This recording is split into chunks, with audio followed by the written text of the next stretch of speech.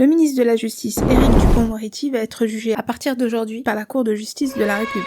Il risque 5 ans de prison, 500 000 € d'amende et une peine d'inéligibilité. Je vous en avais parlé dans une précédente vidéo, mais plusieurs infos sont sorties ces derniers jours. Première news, la ministre Elisabeth Borne va peut-être assurer l'intérim du ministère de la Justice pendant la période du procès. Deuxièmement, la liste complète des juges pour le procès a été publiée et l'un des noms fait polémique. Et troisièmement, les journaux Le Monde et Libération ont sorti des infos exclusives sur l'affaire. L'ID a accédé au premier PV dans lequel est apparu le nom du ministre de la Justice. Quant au journal Le Monde, il a eu accès à l'arrêt de renvoi, un rapport jusque-là confidentiel de 143 pages qui détaille les charges qui pèsent sur le ministre. Je t'explique tout ça, mais avant, je vis de l'actualité nationale et internationale tous les jours, donc si ça t'intéresse, abonne-toi. Pourquoi ce procès est historique? Parce que jusque-là, aucun ministre n'a été jugé alors qu'il est toujours en fonction, et d'autant plus un ministre de la Justice. Pourquoi le ministre est-il jugé? Il est jugé pour prise illégale d'intérêt dans 2 affaires, celle du PNF, le parquet national financier, et celle du juge Lavrault, qui va juger le ministre. Ce sont 6 députés, 6 sénateurs et 3 magistrats du siège de la Cour de cassation. À chaque fois que le Sénat ou l'Assemblée sont renouvelés, les sénateurs et députés votent pour élire à l'avance les juges et les suppléants pour la Cour de justice de la République.